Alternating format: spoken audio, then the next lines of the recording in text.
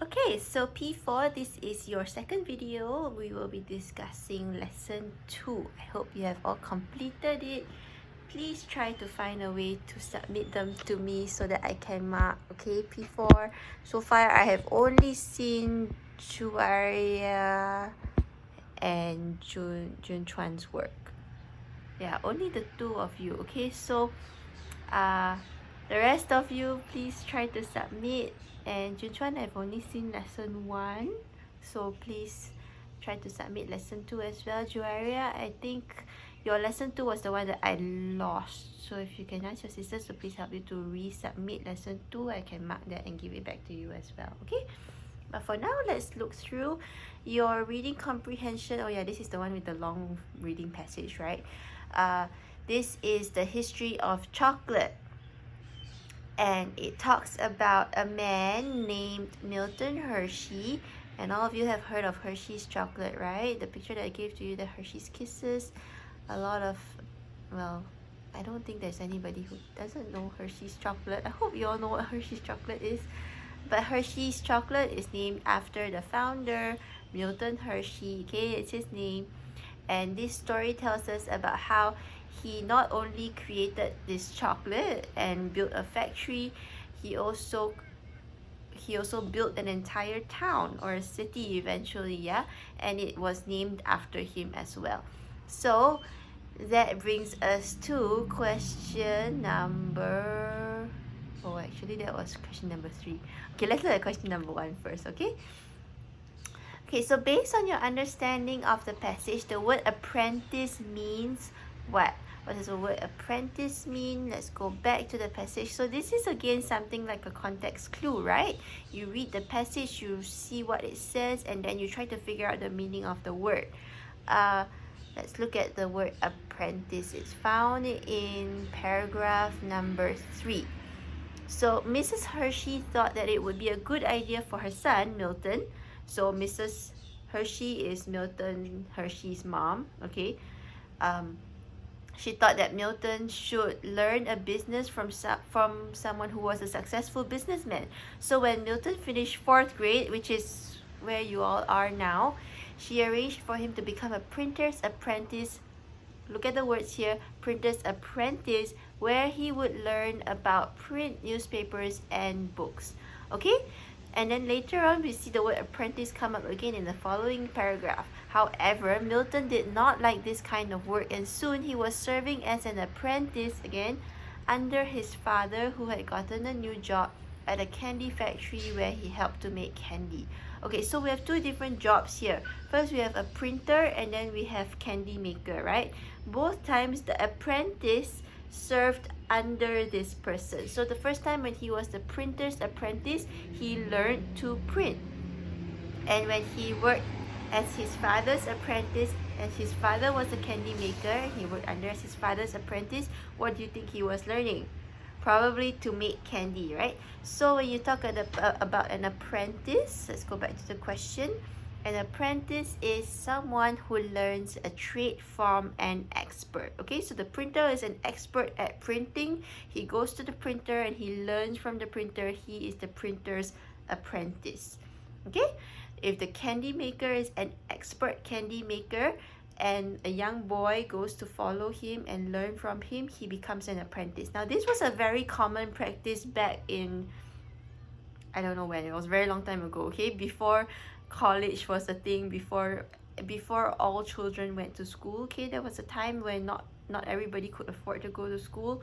So a lot of times, in order for people to learn something and have a job when they grow up, their parents would send them to somebody who's an expert at something, and then they would learn from that person. So then it would be an apprenticeship. So a lot of young boys were sent away to learn a new skill from somebody who does it as a living. Okay, so that's what an apprentice means. Your answer for number 1 is A.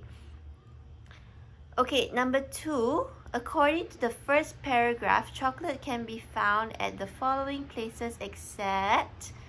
Okay, so you have to go back to the first paragraph, cancel out all the ones that are not there. Gas station is mentioned, soccer game is mentioned, grocery store is mentioned, the one that's not mentioned, even though you can probably find chocolate at a friend's birthday party, it is not found in paragraph 1. So that's your answer, okay? Which of the following is not in paragraph 1? Your answer is C. Okay, number 3.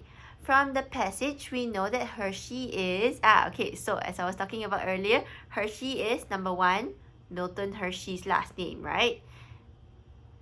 So it's his name.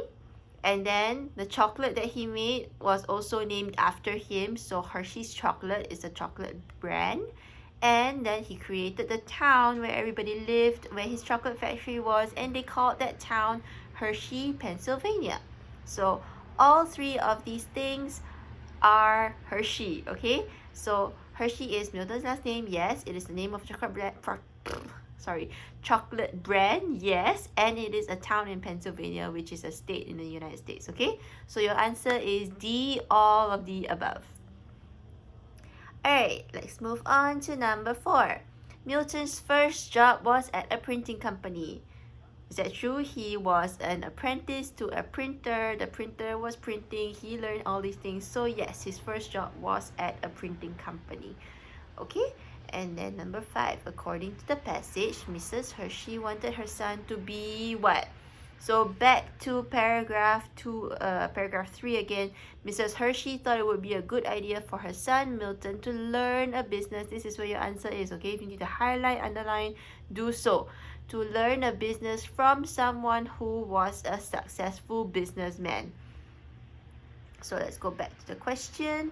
According to the passage, Mrs. Hershey wanted her son to be a good businessman. Your answer is B, okay? She didn't necessarily want him to be a printer. She probably hoped that he would be a printer because she sent him to work under a printer.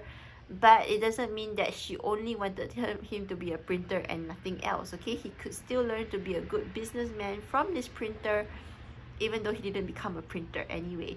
So in the end, he did become a very good businessman. So he probably did learn something from this printing businessman, alright? But that was not what she wanted him to be.